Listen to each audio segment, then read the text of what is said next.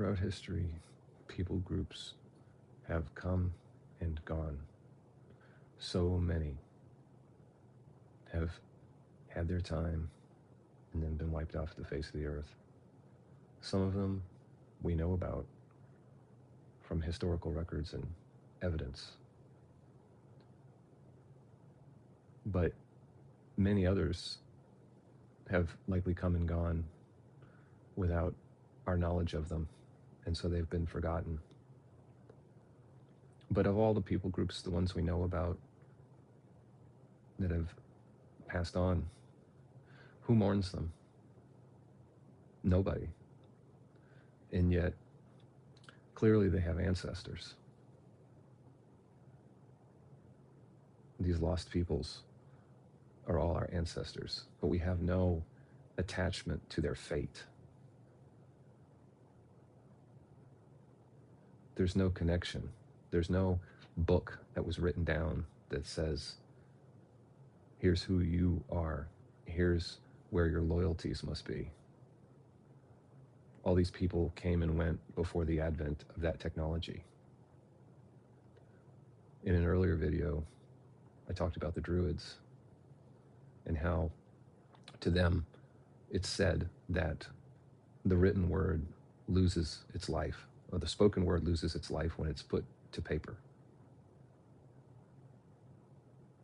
And so if you look at the arc of human history and all the people groups that have come and gone, whether or not there is a lamentation for what happened to them, and whether or not there must be some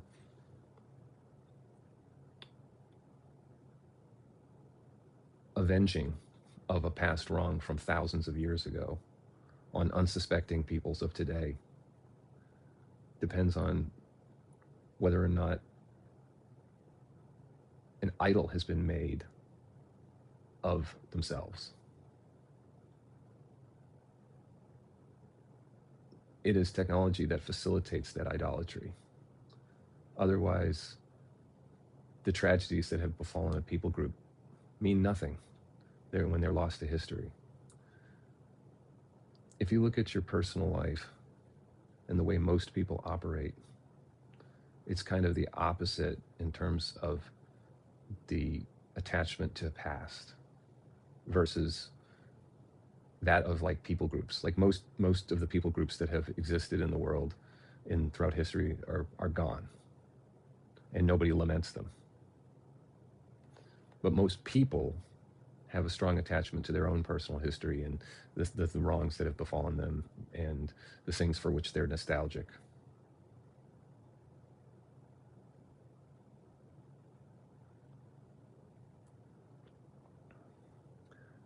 If we look at the individual, the state of freedom that's pointed to by various spiritual traditions is almost entirely concerned, assuming it's not an idolatrous tradition that uses spirituality as a means to a physical end of some kind, like prosperity, assuming it's a tradition that seeks truth. It entails the treating of one's personal history from an emotional perspective as one would treat the history of some unknown people that came and went. There's something about having a dispassion about the past that is liberating. And that liberation, it eclipses the product of all that's promised by the thought forms that cry out for either vindication or vengeance. In fact, those thought forms are the consumers of your spiritual inheritance. There's no freedom in being bound to a vendetta on behalf of some sacred self.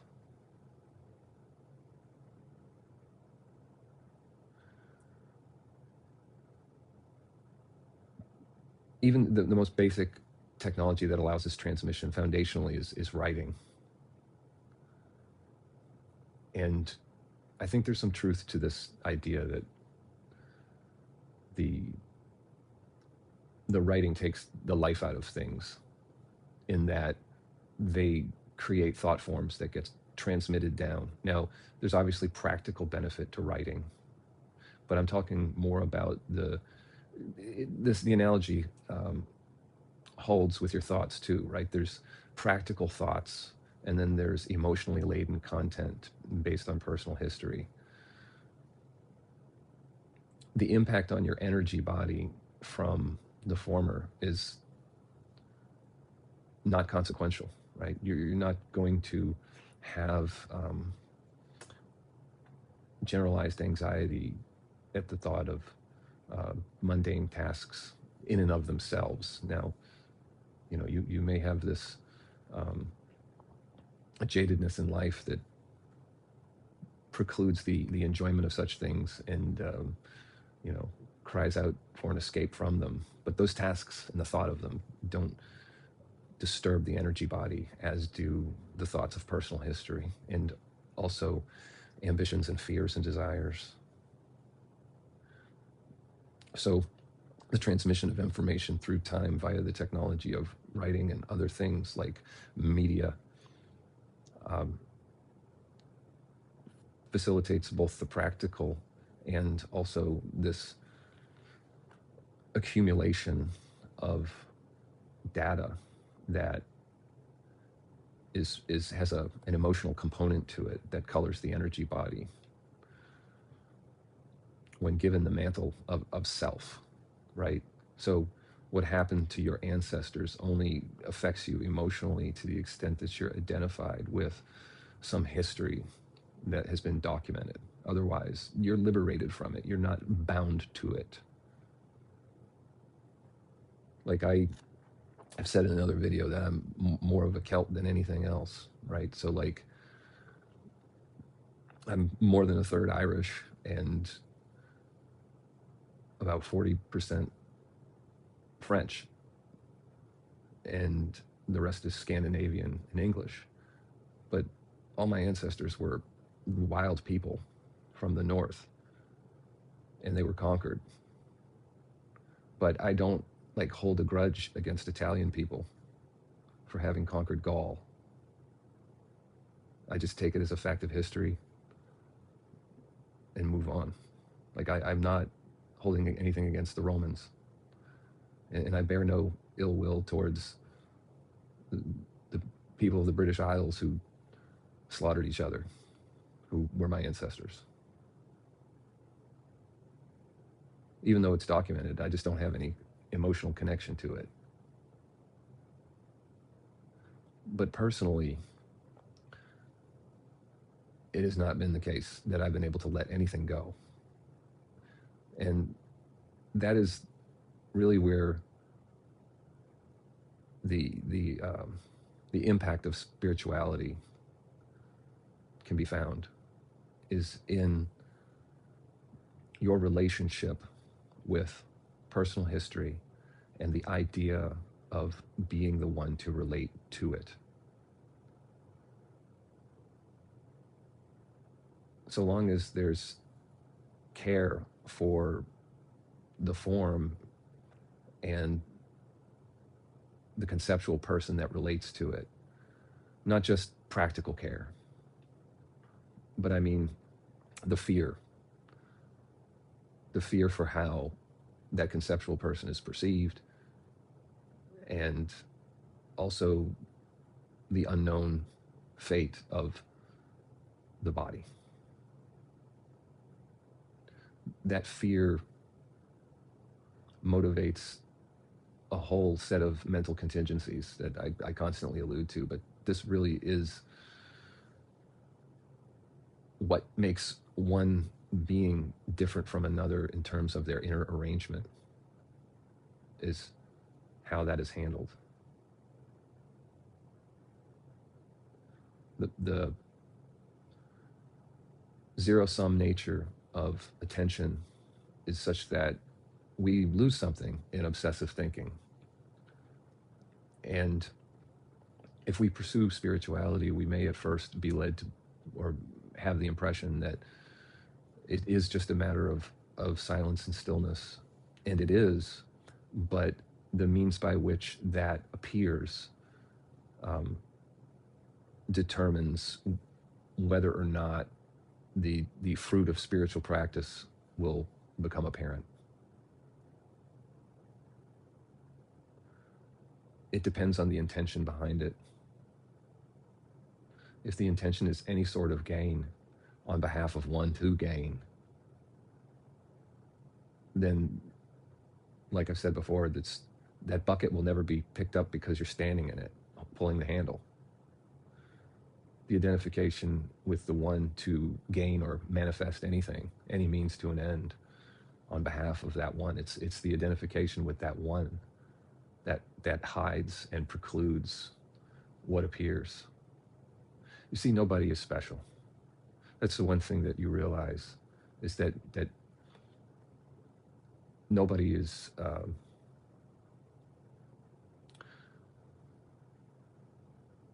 it's not an additive process. There's not something that I have that you don't have, or that the Buddha has that we don't have. It's what the Buddha doesn't have that we have. It's not an additive process. It's a process of letting go, a process of dying unto oneself. And in that is a dispassion that allows for a perpetual stillness and silence that reveals something about the truth, something about this moment that is not dependent upon its content. It's not dependent upon how ideal the circumstance is. There's something that appears in that lack of self-obsession that makes itself known as the true end to which everything works, knowingly or unknowingly. Like when we are seeking to fill that hunger that's of an unknown origin, we get temporary relief from success in that endeavor, be it an acquisition or an experience, but it's temporary. Some of these things that we pursue can be problematic. And in fact, almost anything we get jaded on. Your favorite meal every single night, you're not going to likely, there's diminishing returns to the enjoyment of a thing. And then maybe there's a moving on to another thing. And that cycle just repeats itself. And it may or may not cause difficulty in life, but everybody has to have something. I think somebody wrote a song about it. We all need a little shelter. Everybody has to have that something. And what that something promises is never found permanently. But in spirituality, wherein there's a dying unto oneself, a dying unto the identification with that which appears in the awareness one is, then there appears peace that surpasses all understanding. As if God's spirit, which is perceived as love, is pouring out over the earth at every moment, like rain or sunshine. And all we have to do is expose ourselves to it through the letting go of the obsession, the inward obsession with self and its fate. It's like sunlight. It's there to be received. We have to get everything away. It's like how your skin either blocks out the rays from which you get vitamin D, or it doesn't. But if you, it's like the thoughts are that umbrella that blocks the truth.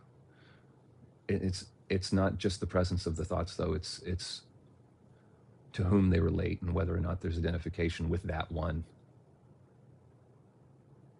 Can we find the one to which all the thoughts relate? Ultimately, what are we but that which is aware?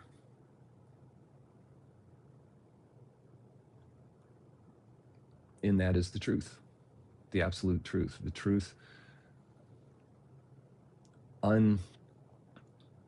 unaugmented by the idea of a person to relate to it, the situation. There's no opinion about it.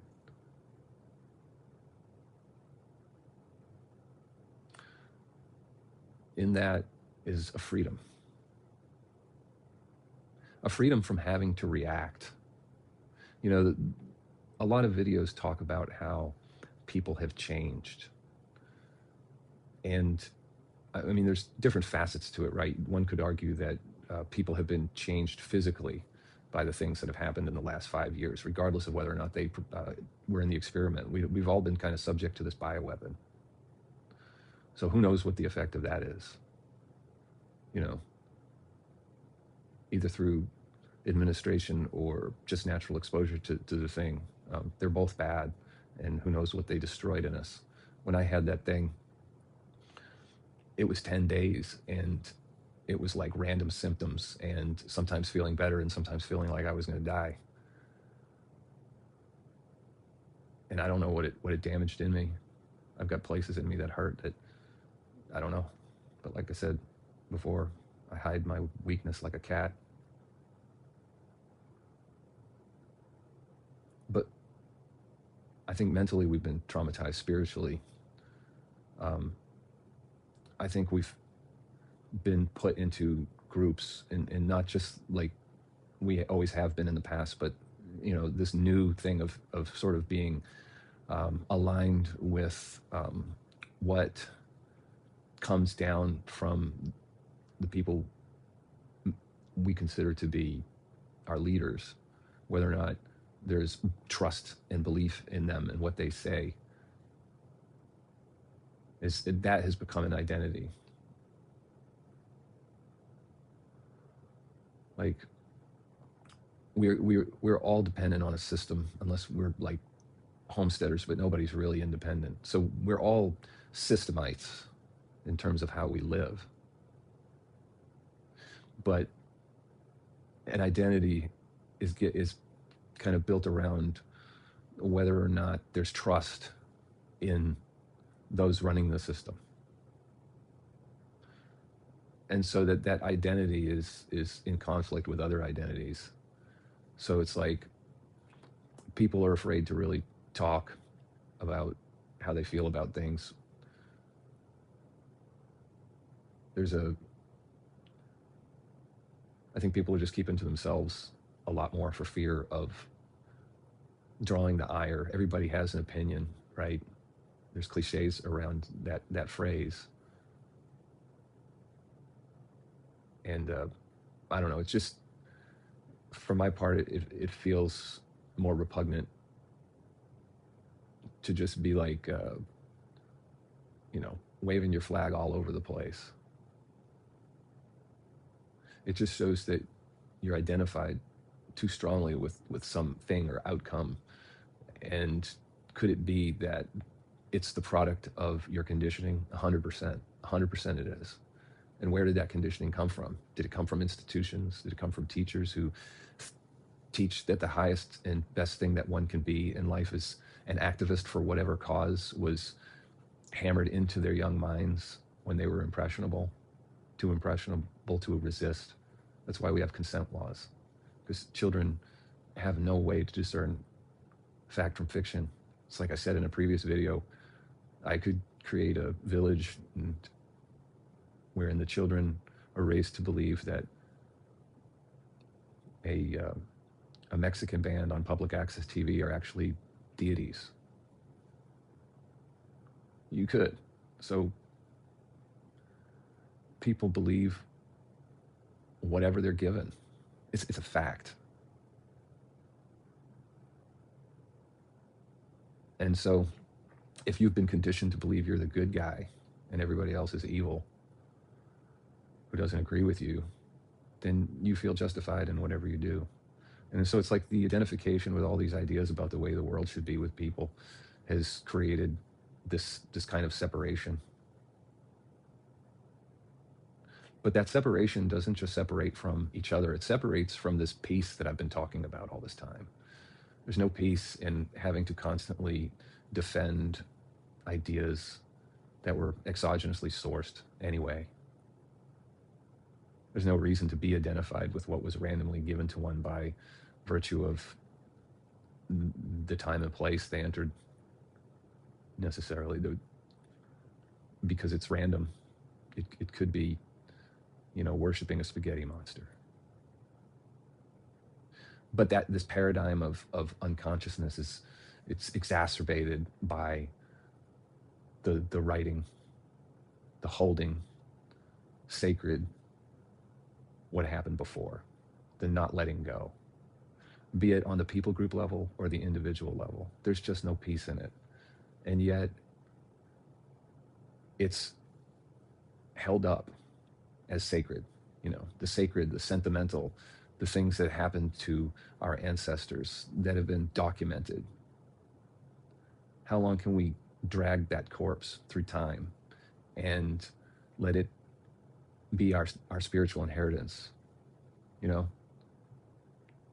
It's a hollow inheritance. The ego, it just devours. It's just a construct of impressions given in the formative years that devours the energy that follows attention. Our formative years, our mortality, means that every generation